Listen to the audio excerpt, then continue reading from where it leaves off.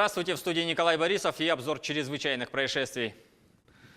В Верхневилюйском районе Якутии перевернулся микроавтобус, в котором находилось 8 человек, включая водителя. Как сообщили в противопожарной службе республики, ДТП произошло у села Хамустах. Автомобиль Хайс Региус съехал с дороги и перевернулся на правый бок. Предположительно, водитель микроавтобуса уснул за рулем. Они ехали из Якутска в Нюрбу. В результате ДТП травмы получили 6 человек, как отметили в ЦРБ Вервила. У одного зафиксирован закрытый перелом предплечья, у остальных ушибы. От госпитализации не отказались, погибших нет, жизни пострадавших ничто не угрожает. Жертва мошенников, о котором мы рассказывали накануне, дал показания, как происходил обман. Напомним, он хотел продать телефон и, встретив дилера, растерялся и перевел деньги, отдав гаджет без подтверждения о начислении платежа.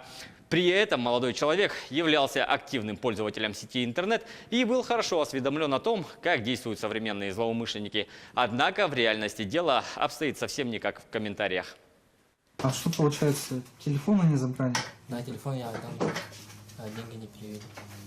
А номер какого региона был, высвечивался? Московский, походу. Московский?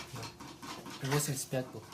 Ранее вы были осведомлены о том, что существуют такие виды мошенничества? Да, я знал об этом. Знали, да? Да. Но я спешил, как мне нужны были деньги. Сколько телефон стоил? Ну, в магазине где-то 49, а этот за 40 было. Он за 40 якобы покупал, да? А модель какая? S9 Samsung. В кредит приобретали? Да, в кредит. Рассрочку. Рассрочку. И решили закрыть кредит, да? Ну да. Ну, на эти деньги, да? Да. В Ленске бывший коллега обворовал пенсионерку. В полицию обратилась 65-летняя жительница, которая сообщила, что у нее украли золотые украшения на сумму свыше 55,5 тысяч рублей. В преступлении подозревается ранее осудимый 48-летний знакомый потерпевший, уроженец Иркутской области. Как выяснилось, кража была совершена 4 месяца назад. Потерпевшая не сразу заметила пропажу. Ранее они были коллегами. Злоумышленник часто захаживал к пожилой женщине в гости, где они совместно распивали спиртное. Мужчина приметил в квартире шкатулку с золотыми украшениями. В первый раз подозреваемый похитил золотые цепочки, крестик, браслетик и кольцо с фианитом. Во второй раз золотую цепочку. Возбуждено уголовное дело по статье «Кража». По данным регионального отделения Следственного управления Следственного комитета, в Нюрбе с 6 по 7 февраля случилось сразу 2 убийства. Возбуждены уголовные дела в отношении ранее судимых 33-летнего и 47-летнего жителей города Нюрбы. Первый трагический случай произошел в ночь с 6 на 7 февраля текущего года.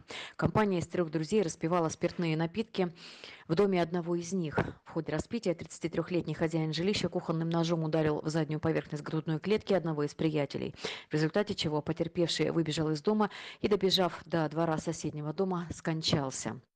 Его тело утром обнаружил хозяин дома, который сразу же сообщил об этом в правоохранительные органы. Следующее убийство произошло в Нюрбе 7 февраля. Вечером 47-летний мужчина, находясь в состоянии алкогольного опьянения в доме своей старшей сестры, на почве возникших неприязненных отношений нанес удар ножом в грудную клетку потерпевшей, в результате чего женщина скончалась на месте преступления. После этого мужчина ушел распивать спиртные напитки, однако позже с вернувшимися гостями увидел тело своей сестры, и гости сообщили об этом в правоохранительные органы. Оба мужчины сейчас задержаны, им уже предъявлено обвинение в совершении убийств. И к международной повестке в одном из бюджетных отелей Нью-Дели произошел пожар. Жертвами стали по меньшей мере 17 человек. Некоторые погибли, выпрыгивая из окон, остальные от удушья продуктами горения, рассказывает Артем Сторонов. По меньшей мере 17 человек погибли во вторник в индийской столице в результате пожара, произошедшего в одном из бюджетных отелей. Еще 35 постояльцев были эвакуированы, говорит командир бригады спасателей Випин Кентал. В отеле было 45 номеров. Главная проблема в том, что внутренняя отделка была из дерева, поэтому пламя распространилось быстро и заблокировало коридоры, через которые люди могли выбраться. Их пришлось эвакуировать через окна, некоторые начали выпрыгивать. По данным местных изданий, большинство постояльцев отеля были гостями, приехавшими на свадьбу. В момент возникновения пожара почти все они спали. Причиной возгорания, по предварительным данным, стало короткое замыкание. Индийские власти регулярно устраивают рейды в надежде заставить застройщиков возводить здания с учетом норм пожарной безопасности. Однако они зачастую не справляются с этой задачей из-за быстрых темпов роста города с населением 18 миллионов человек. На этом пока все. Берегите себя.